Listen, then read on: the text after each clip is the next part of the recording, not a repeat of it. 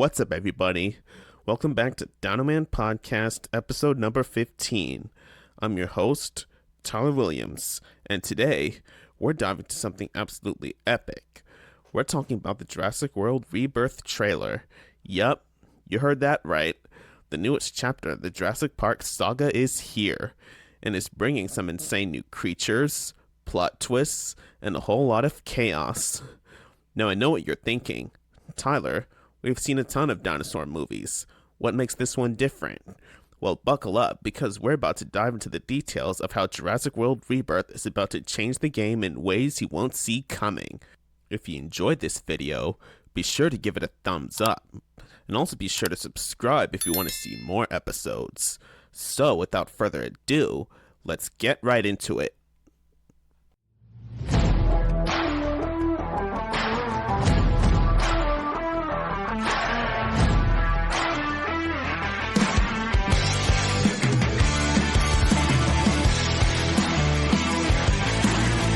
First things first, we start out with this atmospheric shot of a museum in New York. The place is buzzing with activities. They're dismantling a Jurassic Park exhibition. And what caught my attention was the T-Rex skeleton being taken apart. Now, I don't know about you, but I love when they reference the original Jurassic Park like this. Gives me serious nostalgia.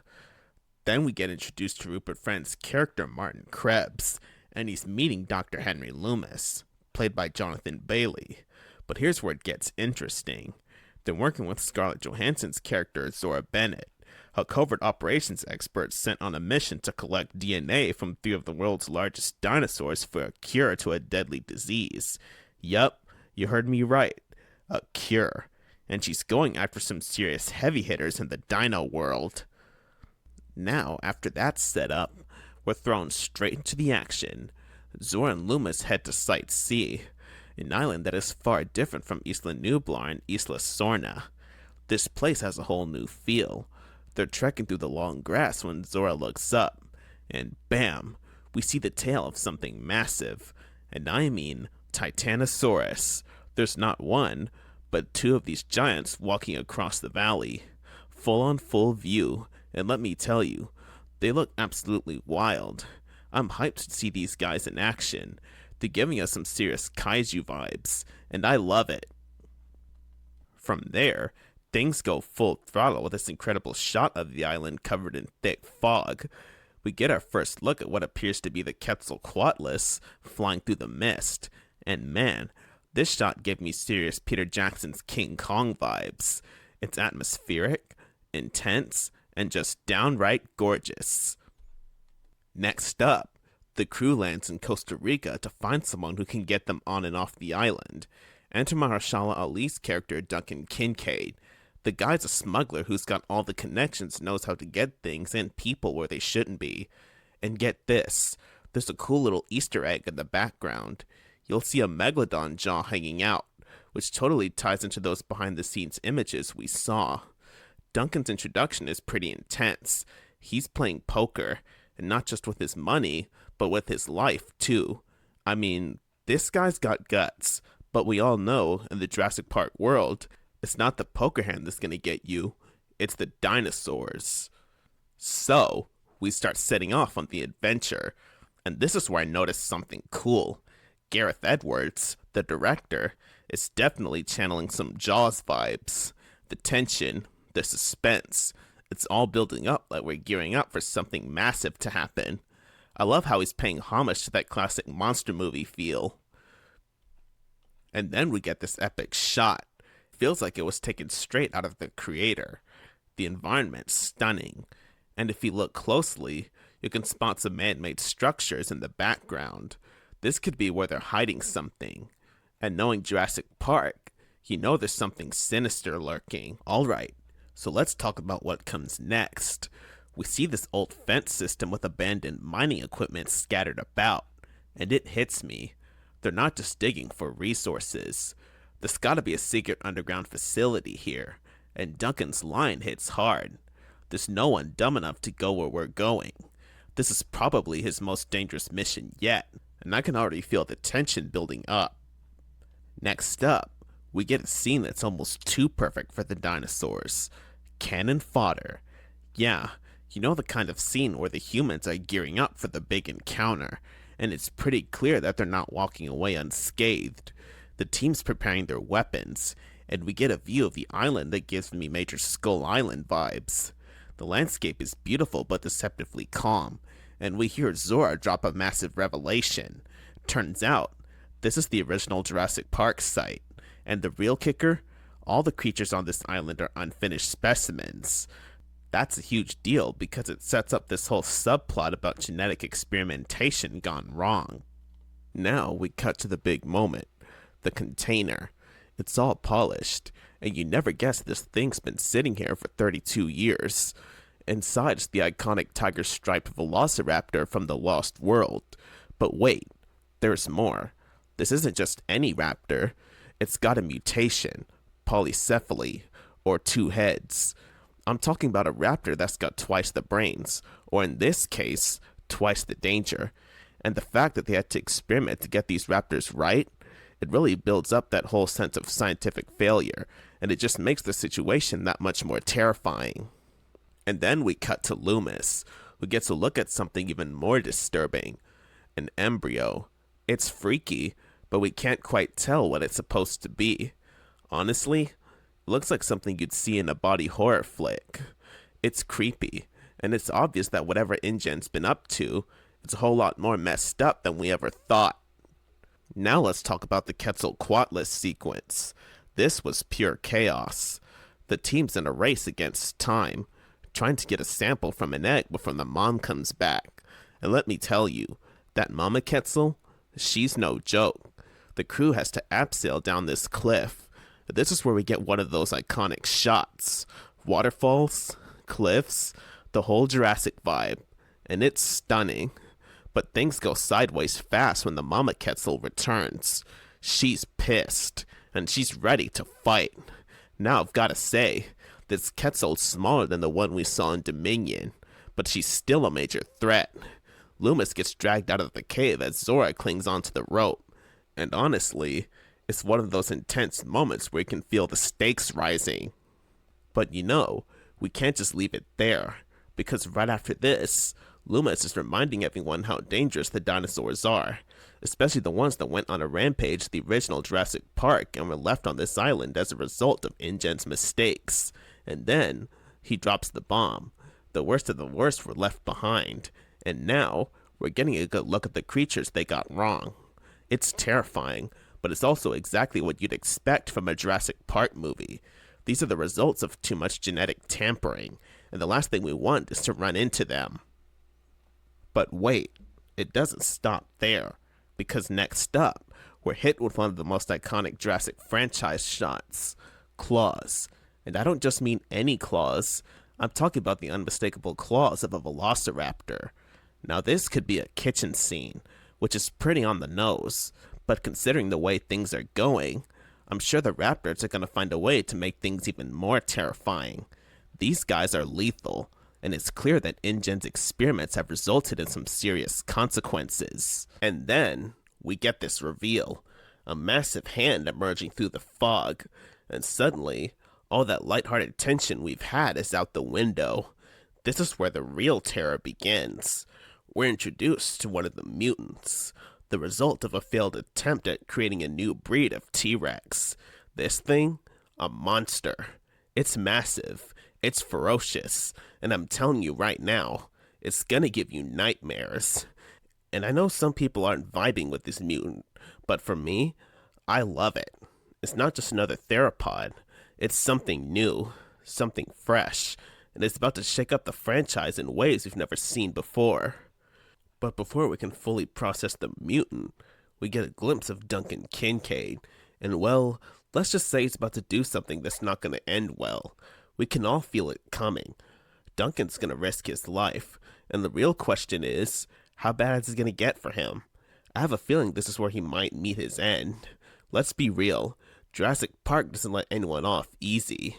Next up, we get something that we've been waiting for forever. The return of the Dilophosaurus. And let me tell you, after Dominion's disappointing inclusion of the Dilo, this is exactly what we needed. This scene is everything. We see Luna Blaze's character, and she looks rough, like she's just taken a dunk in the river, completely drenched, trying to catch her breath. But she doesn't have much time to recover because standing right in front of her is the spitting lizard itself. And this time, we finally get to see the Dilophosaurus in broad daylight. That's a first for the films, and honestly, it looks incredible. The design seems to be based on the Dominion version, but something about it just hits different here. The details are sharper, the colors pop more, and that frill? Gorgeous. You can really see the patterns and textures, make it look even more menacing than before. You can feel the tension in this scene. The Dilo is locked onto Luna's character, and she knows she's in trouble. It's got that slow, methodical movement, almost like it's toying with her. And then, that frill snaps open, and we all know what's coming next. That eerie rattling sound, the buildup, the venom spit. It's classic Dilophosaurus. Alright folks, now let's get to the good stuff. We've had mutants, raptors, and some serious tension. But things are about to go from bad to worse, and it starts with a familiar face. The T-Rex. Yeah, that's right.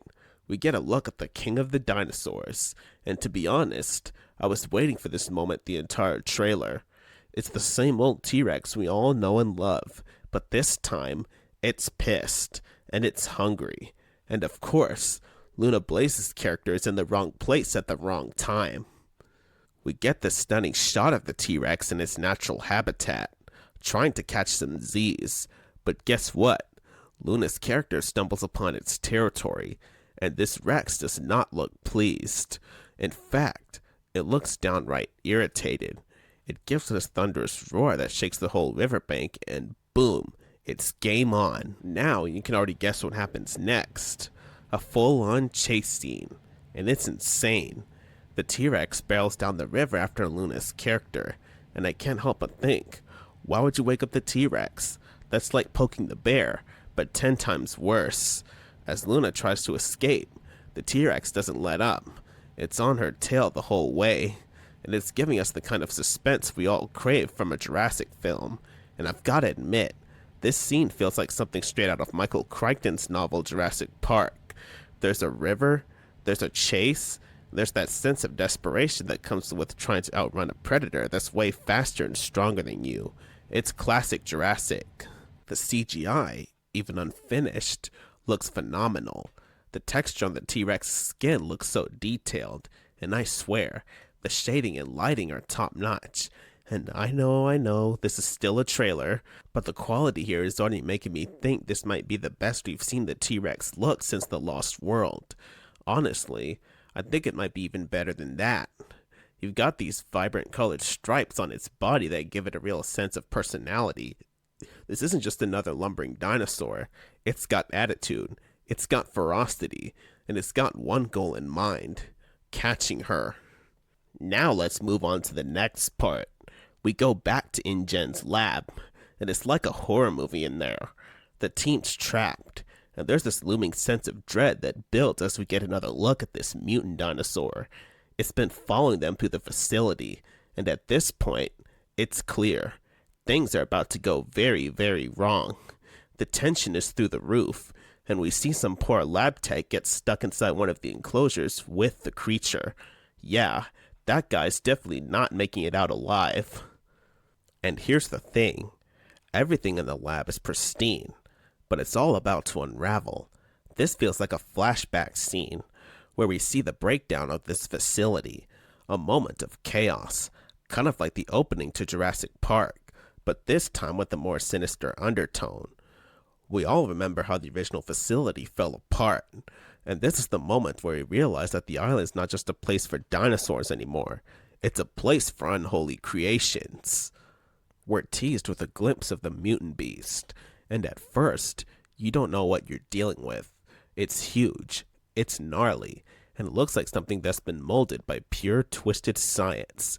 It's going to tear through this team, and we know it.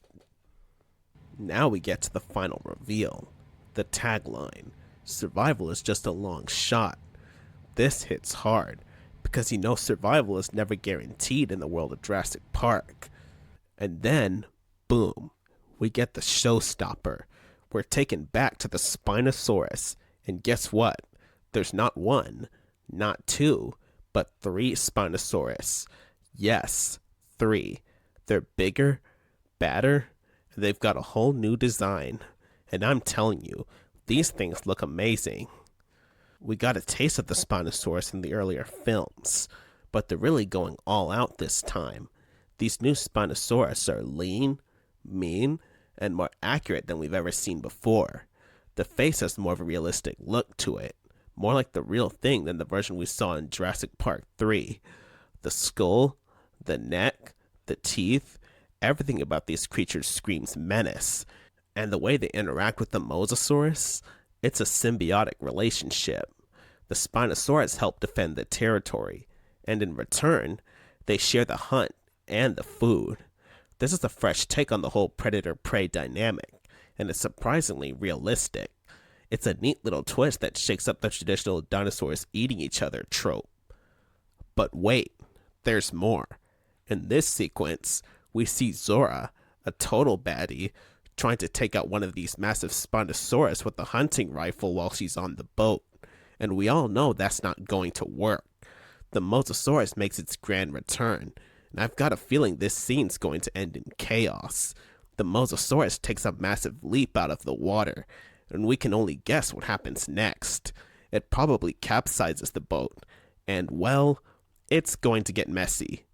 Finally, we get the title card Jurassic World Rebirth, and with that, the trailer ends.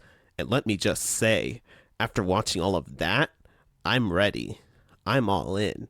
This looks like it's going to be a crazy ride, with mutants, new dinos, and so much more. Honestly, if this trailer is anything to go by, Jurassic World Rebirth is going to be one of the best entries in the series. And there you have it. That's the full breakdown of the Jurassic World Rebirth trailer. Hope you're excited for the film as much as I am, because if this is any indication, we're in for one wild ride. Let me know what you think in the comments. Do you agree with my breakdown, or do you have a different take? Thank you so much for listening to Dino Man Podcast. This is your host, Tyler Williams, signing out.